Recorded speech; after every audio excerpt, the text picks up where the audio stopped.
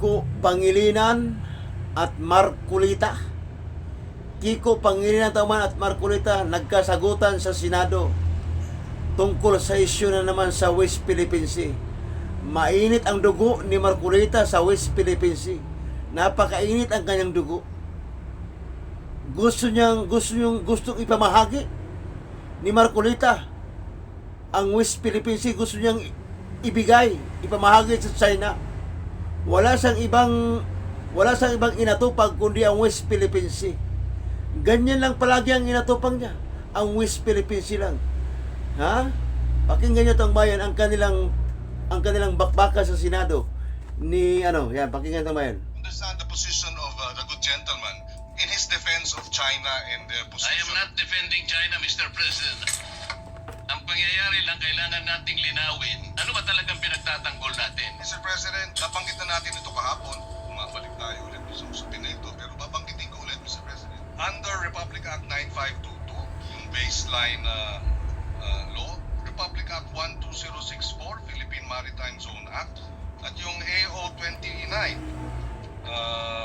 maliwanag na in-identify ang West Philippine Sea. Besides, Mr. President, ayon sa UNCLOS, hindi ibig sabihin dahil hindi natin nasasamite sa UNCLOS, gaya ng nabanggit ng ating butihing senador, na wala na tayong kapangyarihan o lakas o basehan para ipaglaban yung West Philippine Sea, Mr. President. It is only for purposes of publication and information. It is not made a condition sine qua non for entitlement. Wala pong coordinates talaga. Hindi ang po mapa lang po ang magbibigay ng coordinates. Malamang marahil hindi tayo nagkakaintindihan dahil gaya ng nabanggit ko kahapon, kahit na magdebate tayo hanggang, sabi ko nga, kingdom come tungkol dito sa meets and bounds na ito, hindi magbabago yung arbitral ruling na sinasabing mali ang China, hindi dapat nagtatayo ng mga illegal structures ang China sa ating exclusive economic zone.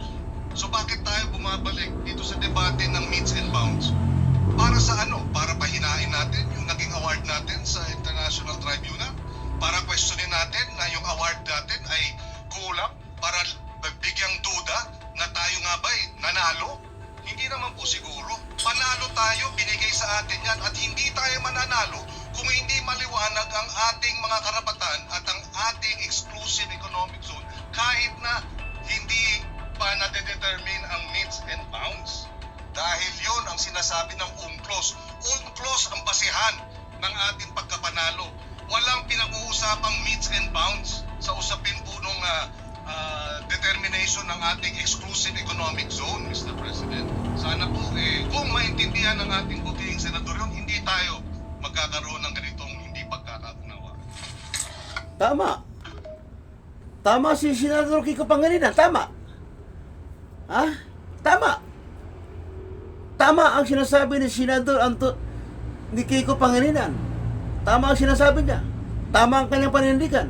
Sa ating West Philippine Sea, panalo tayo.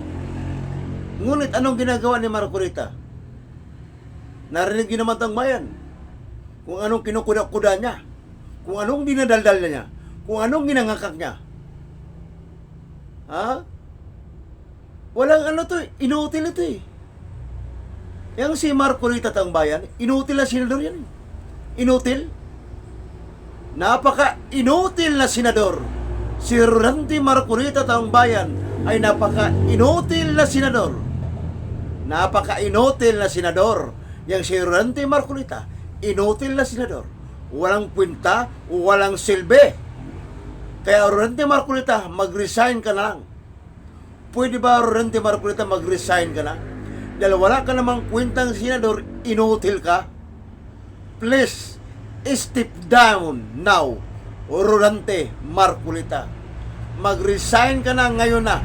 Dahil wala ka namang kwentang senador, wala ka namang swelbeng senador. Ha? Dahil inutil ka. Napaka-inutil mo, Rodante Marcolita. Napaka-inutil mo. Kaya pwede ba mag-resign ka na, Rodante Marcolita? Pwede ba mag-resign ka na, Rodante Marcolita? Dahil napaka-inutil mo na senador. Sobrang inutil mo. Kung ano-ano na lang ang naisipan mo, kung ano-ano na lang mga kinukuda-kuda mo, kung ano na lang ang mga nangangakak mo. pwede ba mag-resign ka na, Marcolita? Wala kang kwentang senador, napaka-inutil mo. Pakinggan niyo ulit ang bayan, ang kanilang pagdidebate dyan sa Senado. Pakinggan niyo ulit ang bayan, ang kanilang pagdidebate. Oh. Tama dito si Senator Kiko Pangilinan, tama. Tama si Senator Kiko Pangilinan, tama. Ikaw ang mali, Marcolita, ikaw ang mali. Kaya pwede ba mag-resign ka na, Ororente Marcolita? Pwede ba mag-resign ka na, Ororente Marcolita? Pwede ba mag-resign ka na? Pakinggan niyo. Wala pong coordinates talaga. I'm trying to understand the position of the good gentleman in his defense of China and their I am position. not defending China, Mr. President. Ang pangyayari lang kailangan nating linawin. Ano ba talagang pinagtatanggol natin? Mr. President, nabanggit na natin ito kahapon. Bumabalik tayo ulit sa usapin na ito. Pero babanggitin ko ulit, Mr. President. Under Republic Act 9522, yung baseline law, Republic Act 12064, Philippine Maritime Zone Act, at yung AO 29, maliwanag na in-identify ang West Philippine Sea. Besides, Mr. President, ayon sa UNCLOS, hindi ibig sabihin dahil hindi natin nasasamite sa UNCLOS, gaya ng nabanggit ng ating butihing senador, na wala na tayong kapangyarihan o lakas o basehan para ipaglaban yung West Philippine Sea, Mr. President. It is only for purposes of publication and information. It is not be the condition sine qua non for entitlement. Wala pong coordinates talaga. Hindi Ang po- mapa lang po ang magbibigay ng coordinates. Malamang marahil hindi tayo nagkakaintindihan dahil gaya ng nabanggit ko kahapon, kahit na magdebate tayo hanggang, sabi ko nga, kingdom come tungkol dito sa meets and bounds na ito, hindi magbabago yung arbitral ruling na sinasabing mali ang China, na hindi dapat nagtatayo ng mga illegal structures ang China sa ating exclusive economic zone. So bakit tayo bumabalik dito sa debate ng meets and bounds? Para sa ano? Para pahinain natin yung naging award natin sa International Tribunal? Para questionin natin na yung award natin ay kulang? Para bigyang duda na tayo nga ba'y nanalo? Hindi naman po siguro. Panalo tayo, binigay sa atin yan at hindi tayo mananalo kung hindi maliwanag ang ating mga karapatan at ang ating exclusive economic zone kahit na hindi pa nade-determine ang meets and bounds. Dahil yun ang sinasabi ng UNCLOS. UNCLOS ang basehan ng ating pagkapanalo. Walang pinag-uusapang meets and bounds sa usapin po nung determination ng ating exclusive economic zone, Mr. President. Sana po, kung maintindihan ng ating butihing senador yun, hindi tayo magkakaroon ng ganitong hindi pagkakaunawa. Oh, yan. Ha? Maraming salamat ha, Senador Kiko Pangilinan. Maraming salamat sa paninindigan mo. Tama ka. Kaya Tangbay, anong masabi ninyo, Tangbayan? Tangbay, anong masabi nyo kay Marcolita? Anong masabi nyo kay Marcolita, Tangbayan? Anong masabi nyo? Kaya, kung ako lang tatanungin, Tangbayan, dapat nga mag-resign na yan si Marcolita eh. Kasi nga, inutil na senador yan, inutil.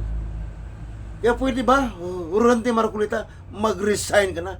Resign now. Ororente Marcolita, resign now. Dahil inutil kang senador, wala kang kwentang senador, gunggong kang tarantado kang ulol ka, Ororente Marcolita. Gunggong kang tarantadong ulol ka, Ororente Marcolita, inutil kang senador, kaya please, mag-resign ka na, ngayon na. Resign na ngayon na, Ororente Marcolita, dahil inutil kang senador. Wala kang silbi, wala kang kwentang senador, Ororente Marcolita.